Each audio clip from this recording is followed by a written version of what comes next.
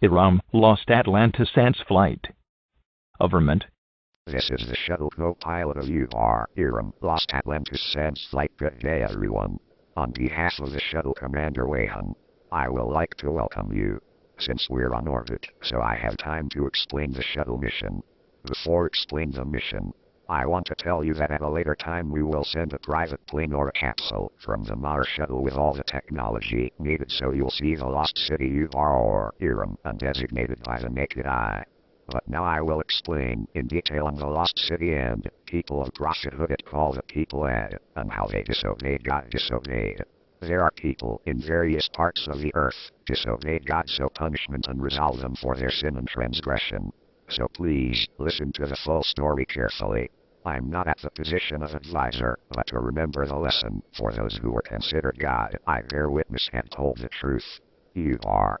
Seest thou not how thy Lord dealt with the people of the city of Iram with lofty pillars, the like of which were not produced in all the land? The noble Huron 8968 is believed to have been built by King Shaddad bin Ad. The Ad were believed to be a tall race, and the city is believed to be founded around 1000 BC. The city is believed to have sunk down into the sands of present-day Oman as a punishment by Allah around 300 AD because of its inhabitants' sins. The search has been going on for 10 years now, and evidence is slowly building up on this fable. People like to call it the Atlantis of Arabia. Difference is that Atlantis sank under the sea and sank under the sand.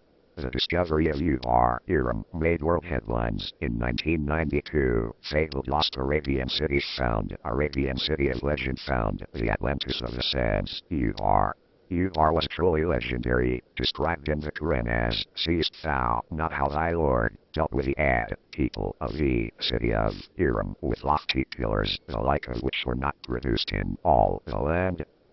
Surat al-Fire. The discovery can be attributed to the persistence of Nicholas Clapp and Ranulph Fiennes, both adventurers and amateur archaeologists, who tracked down this legendary city mentioned in the Quran. They were led to Ur by the book Arabia Felix, by desert adventurer Bertram Thomas, the first European that crossed the Rub al-Khali, the unimprenable vast sand desert that covers most of the southern part of the Arabian Peninsula. During his travels, Thomas noticed that the tribes living in the region of the Dhofar Mountains in South Oman considered themselves the descendants of the people of Ad, the people that were associated in the Quran with Ur. When making his famous crossing of the sands, he came across ancient caravan tracks at approximately 1845 N-5230 that were explained by his Arab guides as the road to Ur. Clapp got fascinated by the Ur story and started reading everything he could lay his hands on. Fiennes had been stationed in Oman in his military time and had roamed around in southern Oman extensively, with a lost city always in the back of his mind. Both honed in on southern Oman and decided to find Thomas' tracks, reasoning that all roads must lead somewhere. They got help from space technology, with NASA shuttle space images revealing pieces of the ancient tracks and converging to the small oasis settlement of Shijr, which is now identified as Ur. Ironically, they, like Thomas long before them, visited Shijr during reconnaissance expeditions exploring the Rub al-Khali to the west, expecting to find the desert city hidden in the vast dune areas to the west.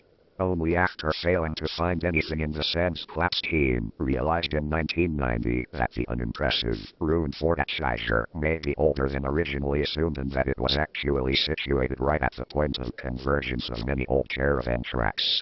Clapp's famous book, See References, may therefore be better called The Road from Ur.